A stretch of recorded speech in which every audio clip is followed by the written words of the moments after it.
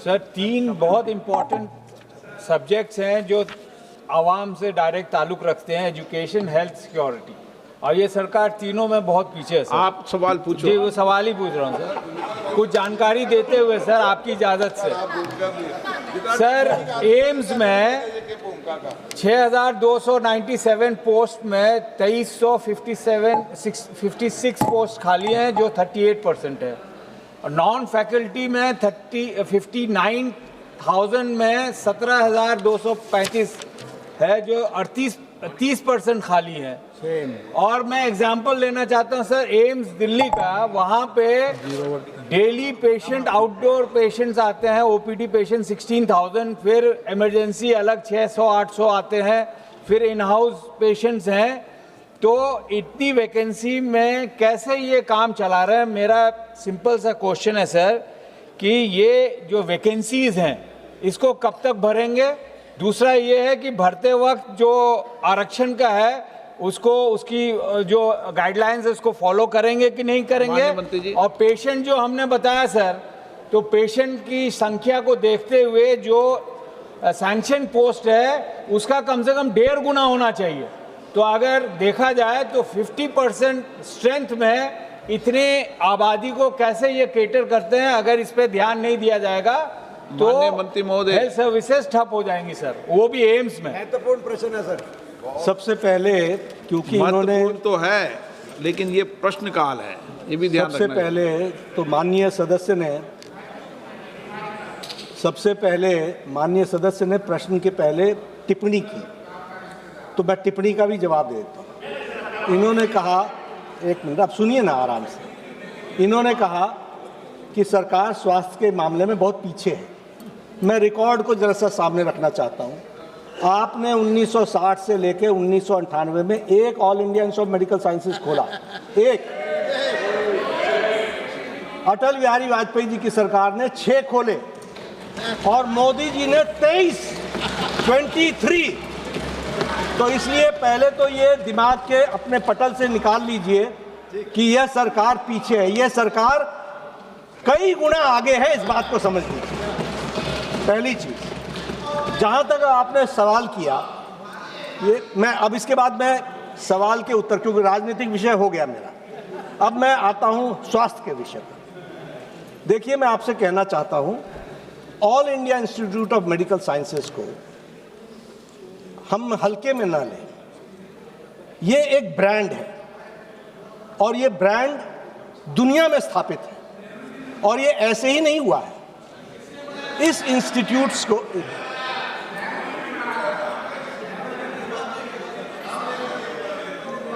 इस इंस्टीट्यूट को बनाने में हमने स्टैंडर्ड्स के साथ कोई कॉम्प्रोमाइज नहीं किया है।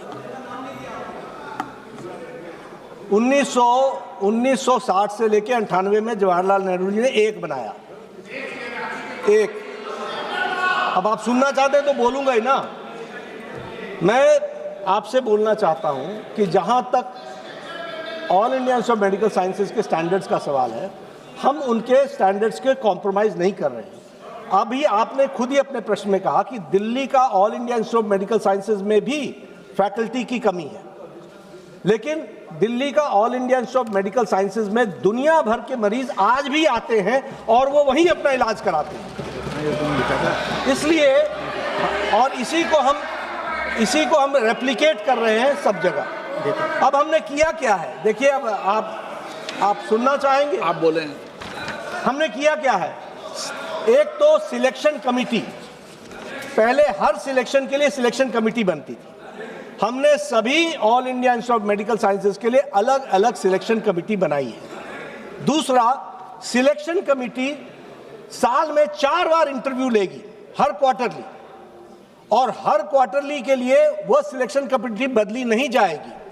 अगर हमें उसमें सूटेबल कैंडिडेट मिलता है तो ठीक है, नहीं तो अगला इंटरव्यू होगा।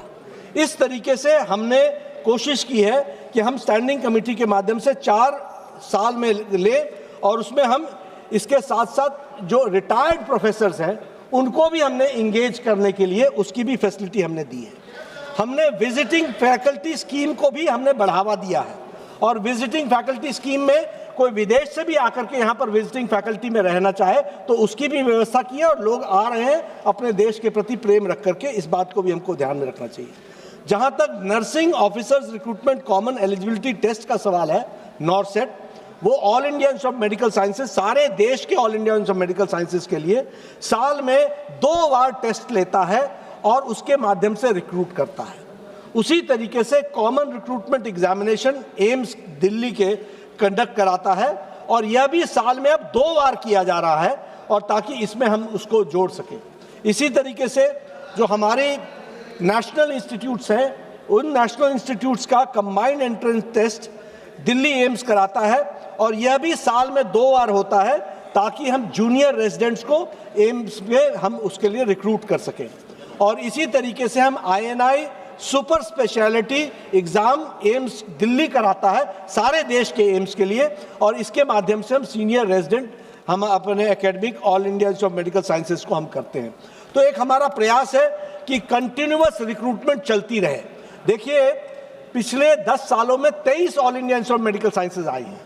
आप यू सी दी नंबर, एक इंस्टीट्यूट को क्वालिटी डॉक्टर से भरने में तो आज दिन तक हम पूरा नहीं कर पा रहे हैं।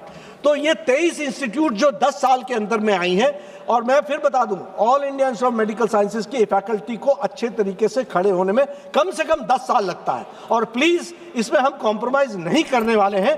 हम व्यक्ति अगर उस स्टैंडर्ड का होगा तो रखेंगे, नहीं तो नॉट फाउंड फिट करके हम उसको रिजेक्ट करके हम अगले की तरफ हम देखते हैं।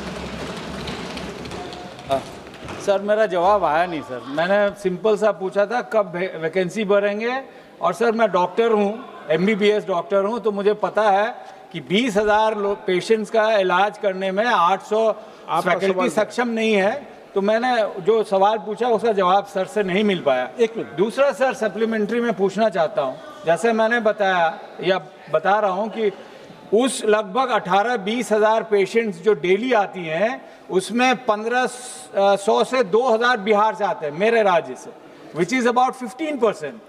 बिहार में 29 फरवरी 16 को हेल्थ मिनिस्ट्री को जब यहाँ से प्रपोजल गया सेंटर से कि बिहार में भी खोलना है, तो ये 27 जिलों में चिट्ठी गई कि भाई किसके पास 200 एकड़ ज़मीन है। सर यार एक मिनट, 4 महीने के बाद, 3 महीने के बाद 4/6/16 को यहाँ की बात किशनगंज जिला से ये प्रपोजल गया कि हमारे पास 200 एकड़ जमीन है, और 1 महीने के बाद सर 16-17 छोटे छोटे किसान लोगों ने जमीन एम्स को दान किया कि वहां पे एम्स बने। लेकिन अनफॉर्चुनेटली किशनगंज को नहीं दिया गया, ये दरभंगा को दिया गया, और दरभंगा में सर 187 सर आधा सेकंड सर, 187 एकड़ है, 200 एकड़ नहीं है जो मांग थी, 187 वो मार्शी लैंड है। और इलेक्शन से पहले अनाउंस हुआ, इलेक्शन से पहले जब इलेक्शन होता था तब तक फाउंडेशन हुआ सर। 1264 करोड़ में लगभग 40 करोड़ खाली गेट बनाने में लगा सर, उसमें कम से कम 20,000 करोड़ लगेगा, मार्शी लैंड में कभी नहीं बन पाएगा। मैं जानना चाहता हूं किशनगंज में सर, इन्होंने पूछा, इन्होंने बताया, माननीय सदस्य ने कहा कि कब पद भरे जाएंगे। ये भरे जा रहे हैं, it is a continuous process. हर 3 महीने पर एक इंटरव्यू होता है जिसके माध्यम से भर रहे हैं, लेकिन स्टैंडर्ड का होगा तो कब भरेंगे। दूसरी बात इन्होंने कही, इनको पीड़ा है, किशनगंज की बात सही है, ये वहां से सदस्य है, होनी भी चाहिए पीड़ा, लेकिन बिहार सरकार ने हमको दरभंगा की जमीन दी। दरभंगा की जमीन पर 1200 करोड़ रुपए की लागत से वहां all India Institute of Medical sciences बन रहा है। आपने जो मीशी जमीन या जो बोले, जो आपने बताया जमीन के लिए, उसके लिए हमने माशी जमीन, उसके लिए हमने और इंडियन इंस्टीट्यूट ऑफ टेक्नोलॉजी से फिर से हमने उसको रीडू किया।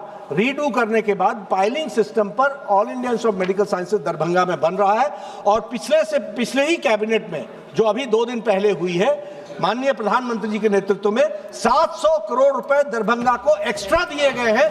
2000 करोड़ रुपए का दरभंगा का एम्स। मेहताब जी।